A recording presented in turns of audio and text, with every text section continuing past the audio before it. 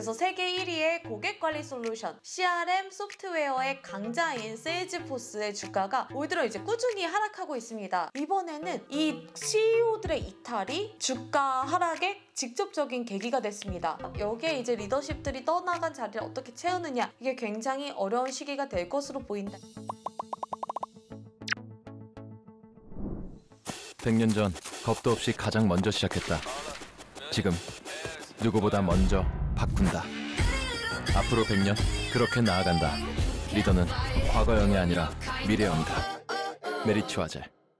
안녕하세요. 정혜진의 와이난 실리콘밸리입니다. 네, 실리콘밸리의 이제 대표적으로 구독형 클라우드의 원조라고 할 수 있는, 그래서 세계 1위의 고객관리 솔루션 CRM 소프트웨어의 강자인 세일즈포스의 주가가 올 들어 이제 꾸준히 하락하고 있습니다. 올 들어서만 이제 48%가량 주가가 빠지면서 S&P 500 지수 대비해도 굉장히 큰 폭으로 주가가 빠지면서 이제 팬데믹 이후 일궈왔던 성장 동력에 이제 의심을 받고 있는 상황인데요. 근데 요새 들어 더 주가가 빠진 일이 있습니다. 네, 지난 30일만 해도 이제 주가가 159.76달러에 거래를 마감했는데, 이제 촬영일인 6일, 그러니까 6일 만에 주가가 133달러로 거래를 마감했습니다. 그래서 6일 만에 주가가 18%나 빠진 건데요. 계속해서 하락세를 보이고 있어요. 이게 어떤 요인이 개입을 했느냐? 바로 리더십 리스크입니다. 지난번만 해도 이제 제가 밥 아이거 월트 디즈니 CEO가 다시 3년 만에 돌아오게 되면서 주가가, 집 나갔던 주가도 돌아오게 됐다, 이렇게 말씀을 드렸는데요. 이번에는 이 CEO들의 이탈이 주가 하락에 직접적인 계기가 됐습니다. 근데 어느 정도 수준이냐고 하냐면, 이제 실리콘밸리를 휩쓴 대사직 흐름이 있었죠. 실리콘밸리뿐만 아니라 굉장히 큰 흐름이었는데요. 주요 경영진, 그리고 또 이제 그 실리콘밸리의 미들맨이다 하는 사람들이 계속해서 이탈을 하면서 지금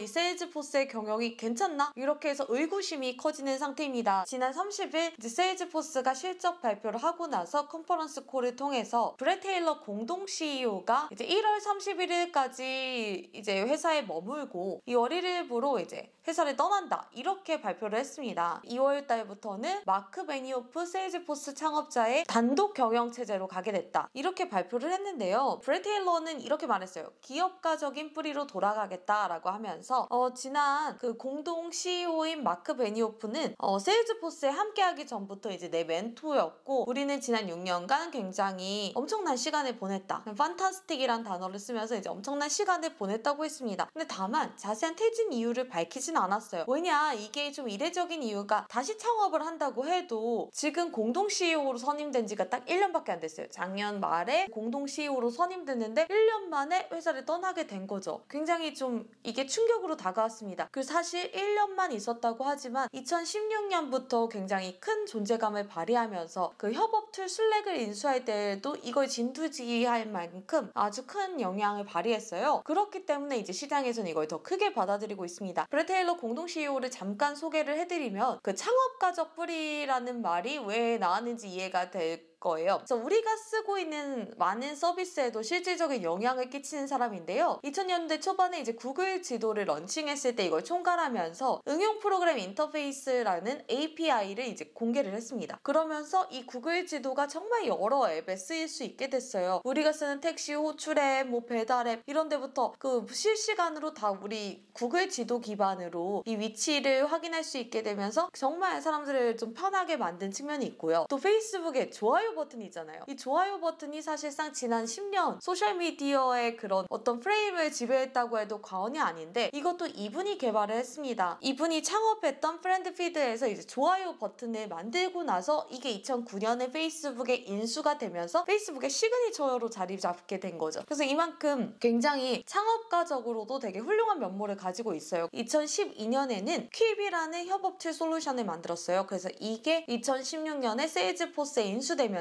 세일즈포스에 함께하게 됐습니다. 그리고 이제 브렛 테일러만 이 회사를 떠나는 게 아니에요. 이 이후에도 이제 회사를 떠나겠다고 밝힌 이가 스튜어트 버터필드 슬랙 창업자입니다. 2020년에 이제 세일즈포스가 슬랙을 277억 달러, 약 36조 원에 인수를 했어요. 정말 거액의 인수를 한 건데, 이때 팬데믹이 터졌잖아요. 그러면서 다들 원격 근무, 하이브리드 근무를 채택하게 되면서 이제 협업 툴을 안 쓰는 기업이 거의 사실상 없게 됐습니다. 굵직한 협업 툴을 중심으로 성장을 했는데 대표적인 게 슬랙입니다. 그래서 슬랙이 세일즈포스에 굉장히 큰 이제 성장 동력이 됐었습니다. 그런데 이 슬랙의 창업자인 스튜어트 버터필드도 이제 이후에 여기 세일즈포스에서 일을 하고 있었는데 버터필드 창업자도 2년 만에 회사를 떠나겠다고 밝힌 겁니다. 사실 정확한 이유는 밝히지 않았어요. 뭐 창업을 할 거다 이런 것도 아니고요. 그런데 다만 이제 이 슬랙을 인수하고 진두지휘하는 과정에서 이제 이후의 통합 과정에서도 계속해서 이제 이 함께 일을 해왔던 게 브렛 테일러 CEO거든요. 그렇다 보니까 이 테일러 공동 CEO의 퇴진이 이 슬랙 창업자의 이제 새로운 출발에도 영향을 끼치지 않았나 이런 식의 해석들이 나오고 있습니다. 또 이뿐만이 아니죠. 그 타블로 소프트웨어의 CEO인 마크 넬슨도 이제 회사를 떠나게 됐습니다. 이 타블로 같은 경우도 어떻게 보면 인수된 회사잖아요. 그렇기 때문에 이 마크 베니오프가 단독 CEO 체제로 있을 때 많이 이 리더십들을 다르게 가져가야 할 텐데 이게 가능할까? 이거에 대해서도 의심이 생기는 상황입니다. 동시에 이제 개빈 패터슨 세일즈폰스 전략 총괄 책임자가 회사를 떠나게 됐습니다. 1월부로 회사를 떠나게 됐다고 했고요. 정말 주요한 보직에 있는 CEO들이 회사를 떠나고 있는 상황입니다. 그런 가운데 이제 아직 후임자도 발표가 되지 않은 상황이에요. 그러다 보니까 리더십 리스크가 굉장히 크다. 이게 지금 며칠간 그 세일즈포스 주가를 떨어지게 한 큰 요인이 되고 있습니다. 근데 이제 가장 큰 혼란을 야기한 건 이제 브렛 테일러의 퇴진이죠. 근데 9월마다 이제 세일즈포스는 드림포스라는 큰 행사를 개최해요. 연례 컨퍼런스인데요. 여기에서 이제 그 마크 베니오프의 상징인 그 토끼 머리띠를 이제